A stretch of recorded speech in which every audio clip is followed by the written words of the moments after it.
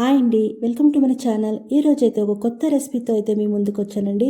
Eggs ఉంటే చాలండి, 4 to 5 eggs ఉంటే చాలు. ఒక డిఫరెంట్గా ఉండే ఎగ్ కర్రీ అనేది ఈ వీడియోలో అయితే చూపిస్తా ఉన్నాను. ఒకే తర ఎగ్ సాంబారు గ్రేవీ ఇలా తిని బేజారైంటే ఇలా ఒక్కసారి ట్రై చేయండి. చాలానే టేస్టీగా ఉంటుంది. ఒక్కసారి ట్రై చేయండి మళ్ళీ మళ్ళీ అడిగి చేపించుకొని తింటారు, అంత టేస్టీగా అయితే ఉంటుంది. ఫస్ట్ అయితే స్టవ్ పైన ఒక కడాయి పెట్టుకొని దానికి 4 to 5 టేబుల్ స్పూన్ అంత కుకింగ్ ఆయిల్ అనేది చేసుకుంటానండి. ఒక ఆనియన్ అనేది ఒక 2 ఆనియన్ తీసుకొని దాన్ని స్లైడ్ తర కట్ చేసుకొని దాన్ని ఫ్రై చేసుకోవాలి. ఆనియన్ క్వాంటిటీ అనేది కొద్దిగా చాలానే తీసుకోండి. మన గ్రేవీ అనేది కావాల్సి వస్తుంది కదా, అందుకే కొద్దిగా ఆనియన్ అనేది కొద్దిగా జాస్తినే వేసుకోండి. ఇది బాగా బ్రౌన్ కలర్ వచ్చే వరకు మనం ఫ్రై చేసుకోవాలా. అప్పుడే మన కర్రీ అనేది చాలా టేస్టీగా ఉంటుంది. వెల్లుల్లి అనేది ఒక గడ్డంతా తీసుకుంటాను. కొద్దిగా అల్లం ముక్క అనేది వేసుకొని దాన్ని కూడా ఫ్రై చేసుకోవాలా. ఇలా ఒకసారి ట్రై చేయండి, చాలానే బాగుంటుంది. పచ్చిమిర్చి అనేది 4 తీసుకొని మనకి కారానికి ఎంత కావాలో అంత చూసుకొని వేసుకోవచ్చు. ఇదంతా క్లీన్గా మనము బ్రౌన్ కలర్ వచ్చే వరకు బాగా ఫ్రై చేసుకోవాలా. చూడండి, ఇది ఇప్పుడు అయింది. దీన్ని సైడ్కి పెట్టేసి ఇది కొద్దిగా వేడి తగ్గినాక మిక్సీ జార్ తీసుకొని ఆ మిక్సీ జార్ కలర్ వేసుకోవాలా. చాలానే టేస్టీగా ఉంటుందంటే ఒకసారి ట్రై చేయండి. ఇదంతా క్లీన్గా మిక్సీ జార్కి వేసుకునేసి దీంట్లోకి కొద్దిగా మనము కాజు పలుకులు ఉంటాయి కదండి, గోడంబి అనేది, దాన్ని అనేది నేను చిన్న కప్లో 1 కప్ అంతా నేను వేసుకుంటాను. ఇది కాజు వేసుకునేదాన్ని ఇంకా మనకి టేస్ట్ అనేది చాలా బాగుంటుంది. కొత్తిమీర కొద్దిగా వేసుకొని 2 టమోటాలు అనేది చిన్నవి 2 టమోటాలు వేసుకుంటాను. ఇన్ కేస్ మీరు ఏమన్నా పెరుగనే చేర్పించుకోవాలంటే 1 టమోటా అనేది వేసుకోండి. అది బాగా నున్నగా ఇంకా సైడ్కి పెట్టుకునేసి స్టవ్ పైన అదే ప్యాన్ పెట్టుకొని ఒక 3 టేబుల్ స్పూన్ అంతా ఆయిల్ అనేది వేసుకొని కొద్దిగా ఒక 1/4 టేబుల్ స్పూన్ అంత పసుపు, కొద్దిగా 1/4 టేబుల్ స్పూన్ అంత సాల్ట్ అనేది వేసుకొని కొద్దిగా చిల్లీ పౌడర్ వేసుకొని దీన్ని బాగా కలుపుకొని మనం ఎగ్స్ అనేది పెట్టుకోవడం కదండి. ఒక 5 ఎగ్స్ దాన్ని మనము దీంట్లో బాగా క్లీన్గా ఫ్రై చేసుకోవాలా. ఇలా ఫ్రై చేసేదాన్ని ఇంకా మన కర్రీ అనేది చాలానే బాగుంటుంది.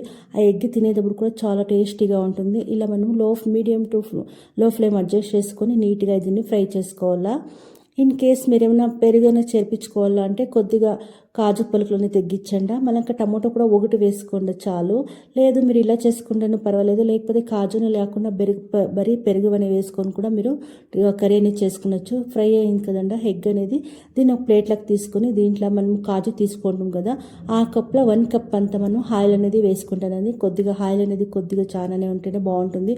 2 యాలకులు, లవంగం ఒక 3, కొద్దిగా చెక్క అనేది వేసుకున్నాను.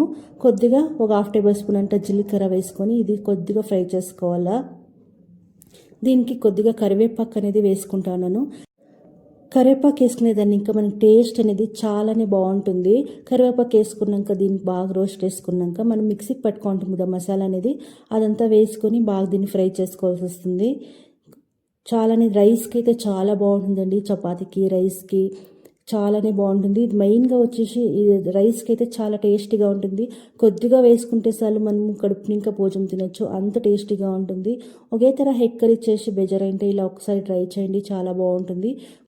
ఇంక 1 కప్ అంతా వాటర్ అనేది చేసుకుంటానండి. 1 కప్ అంతా యాడ్ చేసుకుంటాను.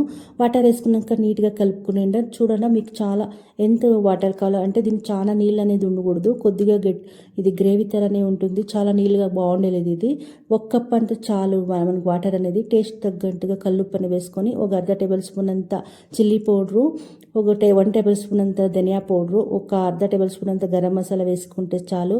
ఇదంతా బాగా కలుపుకునేసినాక ఆయిల్ అనేది పైనకి వచ్చే వరకు మనము కుక్ చేసుకోవాల్సి వస్తుంది. ఇన్ కేస్ మీరు ఏమైనా పెరుగు అనేది వేసుకోవాలంటే ఈ టైంలో మనము పెరుగు అనేది యాడ్ చేసుకోవాలా. చూడండి, ఆయిల్ అనేది బాగా మనకి పైనకి వచ్చింది అంటే అది మసాలా పచ్చివాసన అంతా బాగా పోయింది. ఇదంతా నీట్గా ఒకేదా కలుపునేసి ఇంత మాత్రం ఉండాలి మనకి. చాలా నీళ్లుగానే ఉండకూడదు, చాలా గట్టిగానే ఉండకూడదు. ఇలా ఉంటే చాలా మనకి. ఇప్పుడు మనం ఎగ్స్ అనేది ఫ్రై చేసుకోండి కదా, ఆ ఎగ్స్ అనేది దీంట్లోకి యాడ్ చేసుకునేసి ఒక 30 సెకండ్స్ టు 40 సెకండ్స్ వరకు మనం కుక్ చేసుకుంటే మనకి ఎగ్ కర్రీ అనేది రెడీ అవుతుందండి. చాలానే టేస్టీగా ఉంటుంది.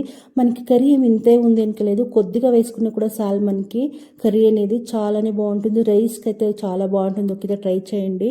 ఎగ్ కర్రీ అనేది రెడీ అయింది. దీనికి కొద్దిగా కొత్తిమీర సొప్పు వేసుకుంటే మనకి ఎగ్ కర్రీ అనేది రెడీ అవుతుంది. చాలానే టేస్టీగా ఉంటుందండి. అలాగే ఈ రెసిపీ మీరు ఏమైనా ఇంట్లో ట్రై చేస్తే ఫీడ్బ్యాక్ ఇవ్వండి.